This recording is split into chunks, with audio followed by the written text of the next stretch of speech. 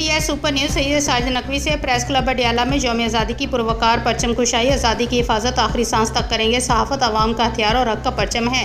यौम आज़ादी के मौके पर प्रेस क्लब अडियाला में परचम कुशाई की शानदार और पुरवकार तकरीब मुनक्कद हुई। इस मौके पर रुकन सूबाई असम्बली और मेंबर दाखिला जेल खाना जात चौधरी इमरान इलियास ने परचम कुशाई की और कहा कि यौम आज़ादी सिर्फ खुशी का दिन नहीं बल्कि इन अजीम शोधा और मुजाहिदीन को सलाम पेश करने का लम्हा है जिन्होंने हमारे आज के लिए अपना कल कुर्बान किया।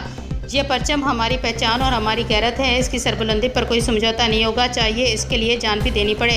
बानी प्रेस क्लब अडियाला राजा आबद परवेज़ ने कहा कि आज़ादी कोई तोहफ़ा नहीं बल्कि खून से लिखी हुई अमानत है। ये हमारा फ़र्ज़ है कि सच्चाई, अदल और अवामी खिदमत को अपनी ज़िंदगी का मकसद बनाएं। हम इस नज़रिए की हिफाजत के लिए आखिरी दम तक खड़े रहेंगे।